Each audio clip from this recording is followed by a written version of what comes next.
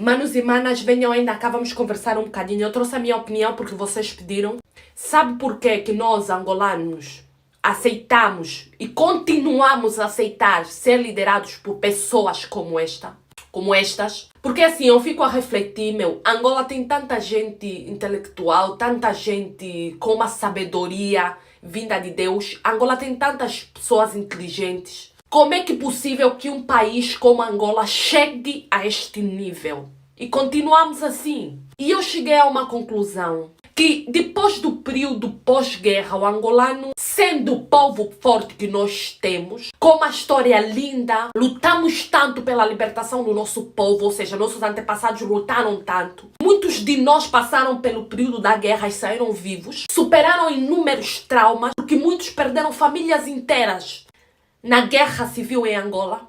E hoje, após tantos anos de paz, nós ainda continuamos na mesma porcaria de sempre.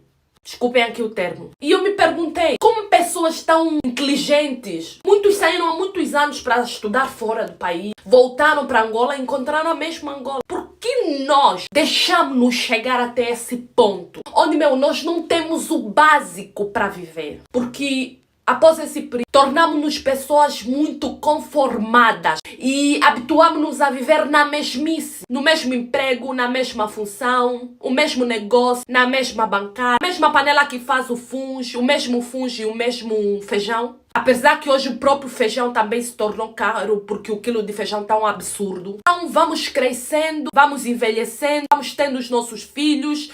Depois disso vem os nossos netos e a situação do país continua a mesma. Eu cresci carregando água na cabeça, às vezes tendo que andar 1 quilômetro da minha casa, 800 metros, sei lá quanto de distância. E hoje eu sou mãe e olho para minha Angola, ainda continuo a ter esse tipo de situação. Porque não temos uma água canalizada nas nossas torneiras. Se eles instalarem as torneiras, volta e meia, não há água. Passa meses, mais meses, e não há água porque aconteceu alguma coisa. Cresci vendo estradas assim e não vou dizer muito porque hoje em dia, passado muitos anos, as estradas continuam assim. E os nossos mercados informais, onde as nossas mamães vão buscar o pão de cada dia, o pão que sustenta famílias inteiras, nesta situação sem saneamento básico, sem condições mínimas para se viver. E é muito comum ver, por exemplo, construções e depois alguns metros de distância um lixão como esses. E engraçado que a malária ceifa tantas vidas no nosso país que ver um óbito dentro do nosso bairro se tornou comum, tornou-se algo normal. Ou seja, nos bairros tem em média um óbito por semana ou 2 óbitos por semana. Tanta gente morre por ano dentro desses bairros tão populares em Luanda, em Angola, que você muitas vezes perde as contas do final do ano de quantas vidas foram ceifadas. E nós continuamos nisso. Em contrapartida, nós estamos na mesmice. É do tipo assim, comemos hoje o nosso fungo com feijão ou com uma verdura qualquer. Até aqui o Senhor nos ajudou, amanhã é outro dia, amanhã a mamãe acorda, vai para a praça zungar, a polícia vai atrás dela e sai daí frustrada, cansada, chega em casa, às vezes não vendeu nada, às vezes à noite não tem nada para dar para os filhos, e até aqui o Senhor nos ajudou. Sim, até aqui o Senhor nos ajudou, porque se não fosse Deus na vida dessa gente, não sei o que seria da Angola. Mas vamos pensar numa coisa. Eu comecei a pensar de uma maneira diferente, porque Deus, Ele deu-nos uma terra que mana leite e mel. Ele deu-nos a terra prometida. Angola é riquíssima de recursos. Angola é riquíssima de tudo. Nós temos tudo. Só que nós, em Angola, estamos acostumados, por exemplo, a não exigirmos os nossos... Não tens águas na torneira, podes fazer uma cacimba, porque Angola é rica. Temos água em qualquer canto. Você pode abrir uma cacimba e ter água aí. Porém, aquela água não é tratada. Então, as febres tifoides começam a atacar aí as famílias, ceifando assim muitas vidas. E nós não temos necessidades de viver dessa maneira, de aceitarmos pessoas como estas a governarem o nosso país. Porque a Bíblia diz que quando um injusto governa, o povo sofre. E nós estamos a nos ver injustiçados e nós não conseguimos fazer nada. E nem muitas vezes conseguir externar aquilo que temos dentro de nós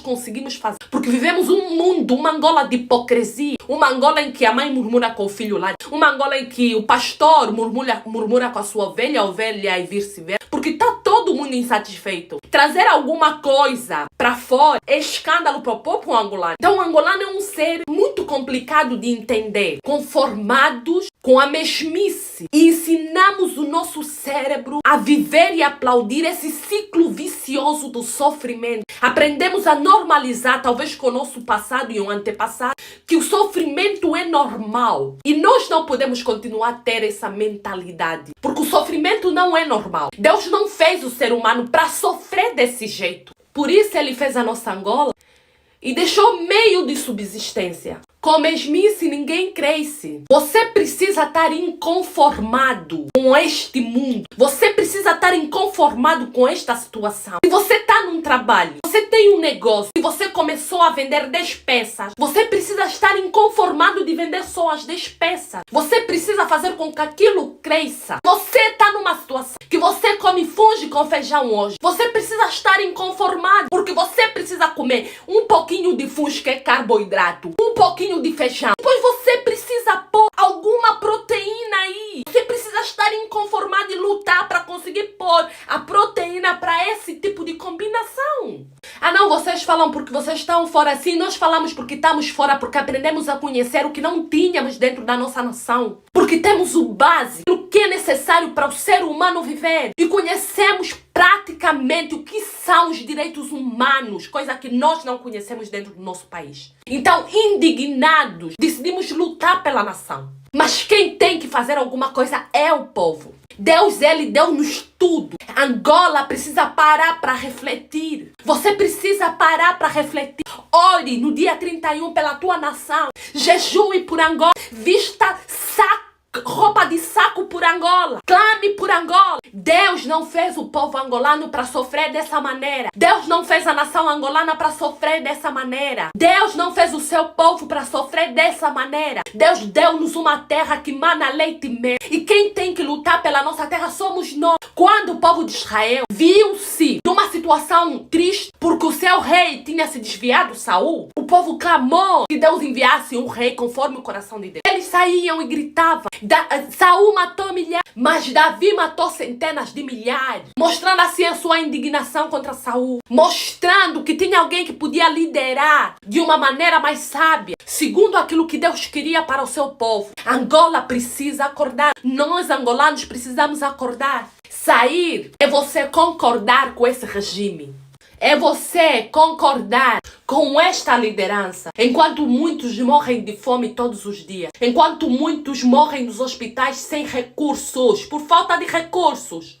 Enquanto muitos morrem assassinados injustamente, como esse senhor está a ser perseguido pelo regime. Enquanto muitos estão a ser procurados por mostrar que estão insatisfeitos. Lembre-se sempre, quando o injusto governa, o povo sofre. E nós não precisamos passar por isso de novo. Nós não estamos condenados aos sofrimentos à África. Nós somos um povo que foi criado por Deus. E por sinal criados para ser imagens e semelhanças. Um Deus de fartura, não um Deus de pobreza, não um Deus de sofrimento, não um Deus de dor. Obrigada por você assistir. E fique em casa.